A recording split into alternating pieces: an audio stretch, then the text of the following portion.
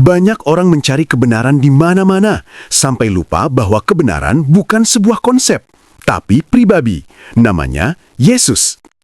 Mari kita simak video berikut ini dalam debat Lintas Iman bersama Edis TV dan para ustadz. Kemudian dipanggil Rifa. Apakah Rifa nanti membantu ya menjelaskan kata Rob itu? Nantilah ya. Tapi saya tanggapi dulu Ustadz Wafi. Tadi dia panjang lebar ya.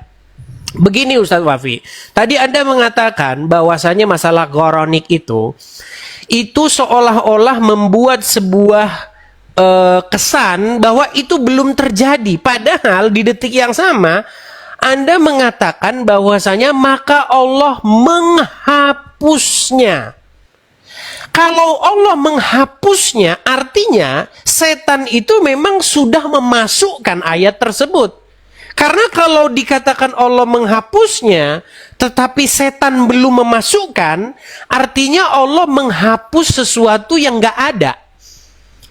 Gitu loh. Padahal jelas sekali kan, di dalam surat An-Najm itu, di situ digambarkan bagaimana tidak seorang Rasul pun, ketika dia membacakan suatu ayat, maka setan memasukkan.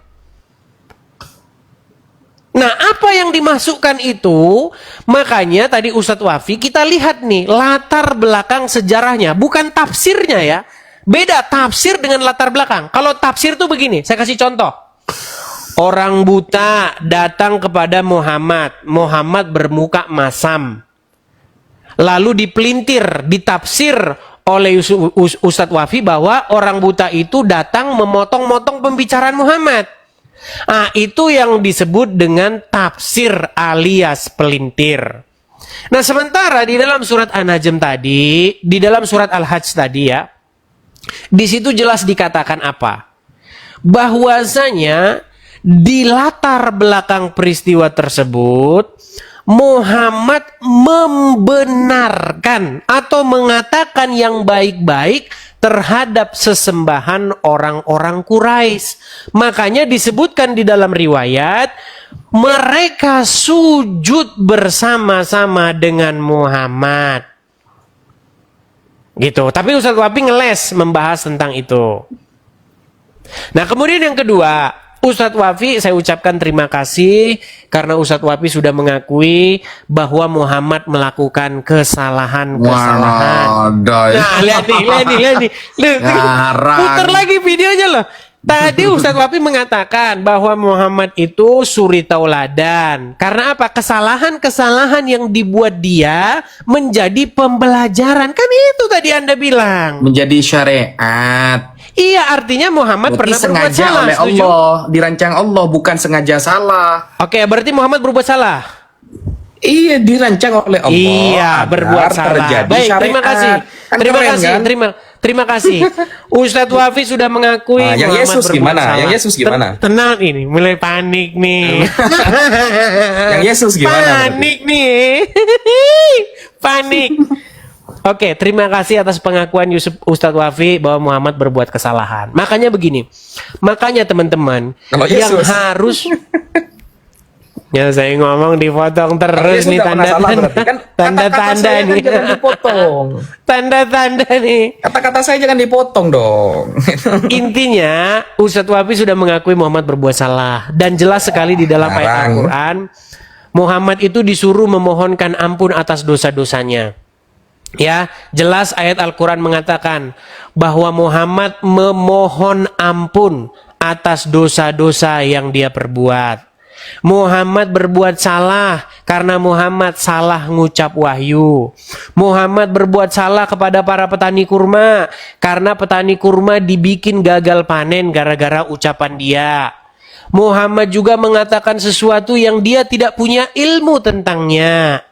Muhammad juga berbuat salah karena dia berwajah masam kepada orang miskin, sementara dia sangat melayani orang kaya. Jadi banyak sekali contoh-contoh di dalam Al-Quran bahwa Muhammad itu berbuat salah. Sementara siapa yang suci menurut Al-Quran? Di dalam Al-Quran surat Maryam ayat yang ke-19 jelas di situ, di mana Allah mengutus ruhnya yang datang kepada Maryam dan berkata kepada Maryam, innama ana rasulu li ahaba laki gulaman zakiyan. Bahwa sesungguhnya saya ini diutus untuk memberikan kamu anak laki-laki yang suci. Jelas. Siapa yang suci menurut Al-Quran? Yaitu Isa ibnu Maryam. Lalu kenapa umat muslim membenci Isa ibnu Maryam? Kenapa umat muslim malah mengikuti Muhammad ketimbang mengikuti Isa? Nah ini masalahnya. Karena tema kita kan adalah inti ajaran Islam adalah mengikuti Muhammad, menjadi semakin mirip dengan Muhammad. Nah, kalau semakin mirip dengan Muhammad, artinya kita berbuat dosa dan kesalahan. Nah, sementara kalau kita mirip dengan Yesus, maka kita semakin hari semakin sempurna. Karena Terus Yesus data adalah pertanyaan contoh saya yang mana? sempurna. Udah mulai Data pertanyaan panik saya nih. mana ini? Udah mulai panik nih. Ya enggak, Kemudian yang kedua. Kalau cuma Kemudian yang framing kedua. siapapun bisa. Nah ini kamu diam nih. Iya. Data pertanyaan saya mana? Berat itu? ini. Sudah mengakui Lukas, Muhammad tentang salah nih. Lukas. Lukas tadi, Oke, Lukas. ayo, gimana datanya? Baik Lukas, baik. Jadi teman-teman, Ustadz Wafi berkata, Lukas tahu dari mana? Baik, saya bukakan saja ya. Ya, sebutkan Tahu dari mana, namanya Lukas? dan kredibilitasnya gimana gitu. Tahu dari mana Lukas? Nih, saya balikan ya. Ini bedanya Injil. Injil itu Sebutkan bukan nama ya. buku. Ya. Injil itu bukan buku yang jatuh dari langit.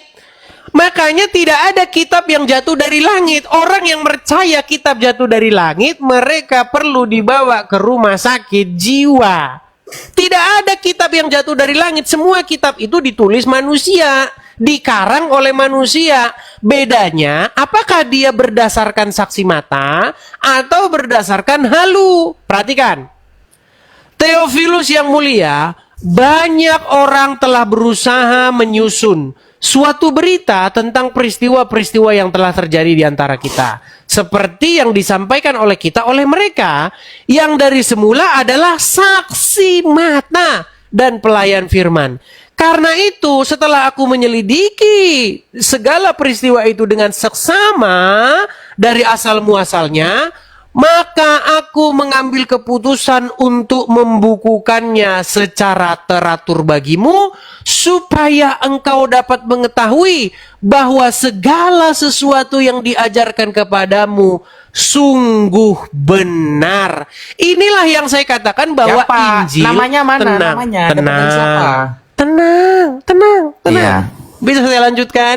Iya, mana Bisa saya namanya? lanjutkan? Dia dapat dari siapa gitu. Bisa saya lanjutkan? Nah, Baik. Jadi yang saya maksud begini, Injil itu bukan buku yang jatuh dari langit. Bukan kitab suci yang dijatuhin dari langit. Yang percaya begitu cuman tetangga saya yang masih itu. Mama. Cuman gitu yang percaya itu. Ya. Makanya saya bilang, yang namanya kitab itu ditulis oleh manusia berdasarkan keterangan saksi mata. Nah, ya. lalu umat muslim menertawakan kitab yang begini. Ini kitab Namanya kayak siapa begini. langsung? Aduh. Namanya siapa? Dia kredibilitasnya bagaimana? Berat ini teman-teman. Jangan muter-muter, jangan muter-muter. Namanya saya lagi siapa? ngomong dipotong terus nih, Kredibilitasnya teman-teman. gimana? Itu kan? Saya lagi ngomong dipotong, tadi dia berkhotbah, saya tidak potong. Tadi kamu juga motong-motong loh. Baik, jadi Nah, begini. Mana namanya? Oke lah, kita gunakan ya pola pikir umat Islam. Perhatikan Ayo, nih. mana namanya mana? Kita lihat ya. Umat Muslim Tahu dari berkata siapa? begini. Jawab dulu, Aduh, Mas. gimana? Masa saya ngomong terus nih? Ya enggak, maksudnya jawab Wafi dulu. panik katanya itu. Wafi panik Enggak, katanya. jawab Wafi dulu panik. pertanyaan saya. Lukas tahu dari siapa namanya, lalu Wafi kredibilitas panik kabarnya nih. gimana gitu loh. Panik nih. Wafi panik nih. Ternyata pertanyaan kita gak ada yang dijawab loh. Boleh saya lanjutkan? Ya, lanjut. Boleh Siapa saya namanya? lanjutkan? Namanya Baik, siapa? Saya lanjutkan Lanjut. ya. Saya Ya. lanjutkan. Namanya Perhatikan. siapa? Nah, karena umat muslim berkata bahwasanya Lukas mengatakan ini dari penyelidikan, maka dikatakan ini kitab wartawan. Ini adalah kitab wartawan. Kitab wartawan kok jadi kitab suci? Baik. Jadi menurut orang Muslim, polisi yang menyelidiki peristiwa, memeriksa saksi mata, itu kabar wartawan. Itu harus ditolak oleh hakim. Hakim tidak boleh menerima perkara kalau keterangan itu berasal dari saksi mata. Tenang, tenang. Makanya umat Muslim ini tidak pernah menggunakan metode yang ilmiah. Mereka itu menggunakan metode goib. Semua harus goib. Kalau nggak goib nggak bisa dipercaya. Jadi polisi harus pergi ke gua. Dia harus bertapa dan mendapatkan wahyu supaya keterangan itu benar. Nah, inilah logika berpikir orang Muslim. Nah, perhatikan. Sekalipun sekarang for the sake of argument ya, ya. Anggap aja lah orang Islam itu benar bahwa nelpon, bentar. Nah, dikatakan di sini. Kata Maria kepada malaikat itu. Nih, malaikat itu datang kepada Maria ya. Sesungguhnya engkau akan mengandung dan akan melahirkan seorang anak laki-laki. Dan hendaklah engkau menamai dia Yesus dan seterusnya. Kata Maria kepada malaikat itu. Bagaimana hal itu mungkin terjadi karena aku belum bersuami. Kata malaikat itu dan seterusnya. Nah, perhatikan. Kitab yang katanya dari wartawan ini dijiplak oleh Al-Quran. Di dalam Al-Quran balik Al-Quran lagi kan, pertanyaan saya nggak dijawab, balik Al-Quran lagi dia.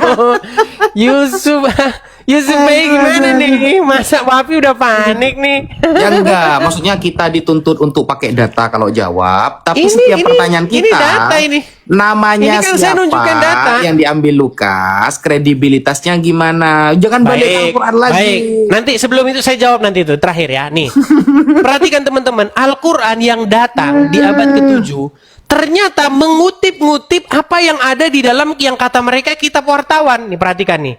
Ia berkata, sesungguhnya aku ini seorang utusan dari Tuhanmu untuk memberi kepadamu anak laki-laki yang suci. Dan seterusnya, Maryam berkata, bagaimana mungkin ada padaku anak, sedangkan tidak seorang pun menyentuhku, dan seterusnya, dan seterusnya. Nah, intinya yang saya mau bahas begini. Gak ada jawabannya. Kisah itu sudah diceritakan di dalam Injil. Tidak ada yang baru. Tidak ada sesuatu yang heboh. Kemudian Al-Quran datang mengklaim itu dari Allah. Padahal jelas-jelas itu dari Lukas. Masalahnya begini. Lalu Yusuf berkata, Wafi berkata begini. Lukas tahu dari siapa? Namanya siapa? Ya. Begini, saya jawab. Injil Lukas itu tidak membuang-buang waktu dengan mengatakan namanya ini, anaknya ini, terus dia sekolah di sini. Untuk apa? Dia hanya mengatakan saja para saksi mata. Saksi mata kan banyak. Kan banyak saksi mata. Kenapa dia harus tulis namanya ini sekolah di sini, anaknya ini?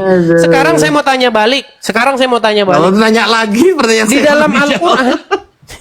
Wafi udah mulai panik. Ya bukan. Wajahnya udah merah nih. Pertanyaan kamu sudah kita jawab pakai saya data ngomong semua. dia ganggu. Kita jawab pakai Perhatikan data teman-teman. semua nih. Saya ngomong dia ganggu dengan ketawa ketiwi. Kik ya kan? Padahal dia tadi ngomong saya dengerin, ya kan? Di mana datanya? Dia jadi ngomong mana? nih. Saya ngomong, dia ganggu. Dia ngomong, saya diam. Ini Datanya mana Mas Edi? tidak mencerminkan data, diskusi yang kan? baik. Tadi saya sudah tunjukkan tuh dibalik. Tadi udah saya balikan kamera saya. Apa itu? Sampai nunjukin Al-Quran. Saya sudah saya balikan kamera saya tadi. Saya bilang Lukas dia tidak menuliskan di situ. Saksi mata yang saya periksa adalah Udin, sekolah di sini, anaknya ini. Kemudian Mustafa, namanya anaknya ini. Untuk apa Lukas ngomong begitu? Jadi bilang aja saya nggak tahu, gitu kan enak. Bukan tidak tahu, Lukas siapa tidak namanya? sedang membahas siapa-siapa saja yang diperiksa. Lukas menjelaskan apa yang didapat dari saksi mata, bukan siapa saksi katanya matanya. Kan banyak nih, katanya saksi matanya banyak. Sekarang saya bisa tanya balik saja, namanya siapa? Begini saja. Satu aja namanya siapa? Begini saja, Wafi, biar kita nggak bolak-balik. Saya pakai ukuranmu itu. Kita mirroring ya. Kita pakai cermin yang kau kenakan ke saya itu saya balikan ke kamu. Begini. Tunjuk sama saya di dalam Quran dari Al-Fatihah sampai Anas. Kalau kamu bisa sebutkan siapa yang nulis Al-Quran tersebut. Coba tunjuk di dalam Al-Quran siapa penulis Al-Quran. penulis Al-Quran itu tidak diketahui. Makanya Al-Quran itu buku seorang anonimus. Saya sudah baca Al-Quran itu dari Al-Fatihah sampai Anas. Tidak ditemukan siapa penulis Al-Quran. Nah, kalau kita ngomong sama hadis, oh Quran ditulis Utsman bin Affan pada masa ini, kemudian diketuai Said bin Sabit, itu kan katamu. Kan Quran nggak bilang bahwa Quran ditulis oleh orang-orang itu. Gitu loh. Jadi saya maksud begini, intinya kepada ini kita tadi, tema kita tadi itu kan menjadikan Yesus sebagai Rob. Dan umat muslim menjadikan Muhammad sebagai Rob. Nah, itulah kesesatannya. Kenapa menjadikan Muhammad sebagai Rob itu sesat? Karena nanti mengikuti apa yang dilakukan oleh Muhammad. Muhammad berbuat dosa dan kesalahan. Sementara Isa di dalam Al-Quran seorang yang suci. Nah, kemudian pertanyaan terakhir. Mengenai pengutukan pohon ara. Saya balikan. Ini sering dibawa oleh mereka isu bahwasanya pengutukan pohon ara itu salah karena Yesus nggak tahu pohon ara itu berbuah pada musimnya. Perhatikan ya. I guess. Apakah pohon ara itu berbuah pada musimnya? Dengar, isu PI. Kalau saya ngomong janganlah ganggu dengan ketawa ketiwi. Ya. Tadi saya ngomong saya diam, Anda ngomong tadi saya diam, gitu. Saya nggak ganggu, gitu. Jangan panik lah. Perhatikan. Saya mengetik begini. Apakah pohon ara berbuah pada musimnya? Dijawab oleh AI begini. Ya, pohon ara berbuah musiman. Tetapi, perhatikan. Tapi ia juga dikenal bisa berbuah sepanjang tahun atau di luar musim. Makanya saya balik dulu ya. Saya balik dulu.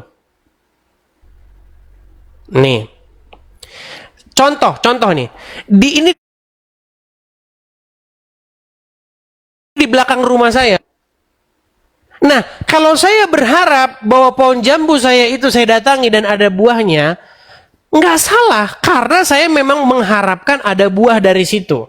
Nah, masalah di mana Yesus mengutuk pohon ara yang bukan pada musim buahnya, itu bukan sebuah kesalahan. Karena apa? Karena pohon ara itu seharusnya juga diharapkan oleh Tuhan Yesus ada buahnya di situ.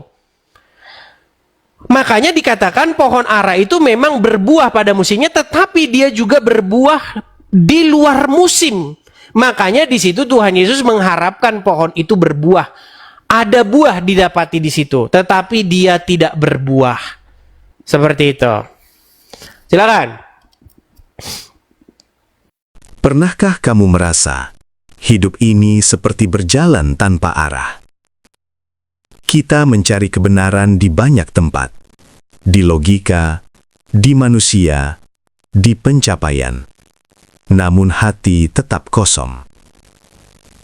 Dunia menawarkan banyak jalan. Semuanya terdengar benar. Semuanya menjanjikan terang. Tapi di tengah kebisingan itu, ada satu suara yang berkata, "Akulah jalan, kebenaran, dan hidup." Yesus bukan sekadar pengajar moral. Dia bukan hanya penunjuk arah. Dia adalah jalan itu sendiri. Saat kita tersesat, Dia tidak hanya menunjukkan jalan pulang. Dia berjalan bersama kita. Kebenaran bukan sesuatu yang harus kita temukan. Kebenaran telah datang mencari kita. Dan ketika kita berhenti berlari dan mulai percaya, kita sadar. Kita tidak pernah benar-benar tersesat. Kita hanya belum berjalan bersama Yesus. Mencari jalan, kebenaran, dan kehidupan kekal di dalam Yesus.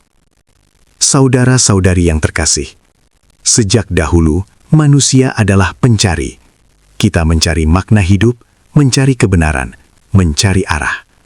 Kita bertanya, siapakah aku? Untuk apa aku hidup? Kemana aku akan pergi setelah kematian? Teknologi semakin maju, pengetahuan semakin luas. Tetapi satu pertanyaan tetap sama. Apakah hidup ini hanya berhenti di dunia ini? Jika benar ada kehidupan kekal, lalu bagaimana jalan ke sana? Yesus menjawab pertanyaan paling besar dalam hidup manusia dengan satu pernyataan yang sangat tegas. Akulah jalan, kebenaran, dan hidup. Tidak seorang pun datang kepada Bapa kalau tidak melalui aku. Yohanes 14:6. Berikut ini fakta-faktanya. 1. Yesus adalah jalan. Yesus tidak berkata, "Aku menunjukkan jalan." Dia berkata, "Akulah jalan." Ini penting, karena manusia bukan hanya bingung soal arah, manusia tersesat oleh dosa. Alkitab berkata, "Kita sekalian sesat, seperti domba, masing-masing mengambil jalannya sendiri." Yesaya 53:6. Masalah terbesar manusia bukan kurangnya agama, tetapi putusnya hubungan dengan Allah. Jalan menuju Allah bukan lewat usaha manusia, bukan lewat moral, bukan lewat ritual, bukan lewat kebaikan. Yesus berkata, "Tidak ada seorang pun yang datang kepada Bapa kalau tidak melalui aku." Mengapa? Karena hanya Yesus yang datang dari sorga, hidup tanpa dosa, mati menggantikan manusia, dan bangkit mengalahkan maut. Salib bukan simbol agama. Salib adalah jembatan antara manusia berdosa dan Allah yang kudus. 2. Yesus adalah kebenaran. Dunia berkata, setiap orang punya kebenarannya masing-masing. Namun Yesus berkata, "Akulah kebenaran." Kebenaran bukan pendapat, bukan hasil voting, bukan budaya. Kebenaran adalah pribadi. Yesus tidak hanya mengajarkan kebenaran, hidupnya adalah kebenaran itu sendiri. Pilatus pernah bertanya, "Apakah kebenaran itu?" Yohanes 18:38. Padahal kebenaran sedang berdiri tepat di depannya. Hari ini, banyak orang tahu tentang Yesus, tetapi belum sungguh-sungguh mengenal Yesus. Yesus berkata, "Kamu akan mengetahui kebenaran, dan kebenaran itu akan memerdekakan kamu." Yohanes 8:32. Kebenaran Kristus membongkar dosa, menyembuhkan hati, membebaskan jiwa, memulihkan identitas. Tanpa kebenaran Kristus, manusia mungkin terlihat bebas, tetapi hatinya tetap terikat. 3. Yesus adalah hidup dan kehidupan kekal. Yesus tidak berkata, "Aku memberi hidup." Dia berkata, "Akulah hidup." Hidup yang Yesus maksud bukan sekedar bernafas, tetapi hidup kekal. Yesus berkata, "Barang siapa percaya kepadaku, ia mempunyai hidup yang kekal." Yohanes 6:47. Kehidupan kekal bukan hanya soal sorga nanti, tetapi kehidupan baru mulai sekarang. Yesus berkata, "Aku datang supaya mereka mempunyai hidup dan mempunyainya dalam segala kelimpahan." Yohanes 10:10. Tanpa Yesus, manusia mungkin hidup, tetapi mati secara rohani. Namun di dalam Kristus, yang mati dihidupkan, yang hancur dipulihkan, yang kosong dipenuhi, yang hilang ditemukan. Yesus bukan hanya jawaban setelah kematian, Dia adalah jawaban bagi hidup hari ini. Saudara-saudari, jika Yesus adalah jalan, mengapa kita masih mencari jalan lain? Jika Yesus adalah kebenaran, mengapa kita masih hidup dalam kebohongan? Jika Yesus adalah hidup, mengapa kita masih bertahan dalam kematian rohani? Yesus berkata, "Lihat, aku berdiri di muka pintu dan mengetok."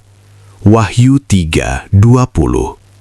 Hari ini bukan tentang agama, bukan tentang gereja, bukan tentang tradisi. Hari ini tentang keputusan. Apakah kita mau berhenti mencari kemana-mana dan mulai berjalan bersama Yesus, jalan, kebenaran, dan satu-satunya sumber kehidupan kekal? Amin.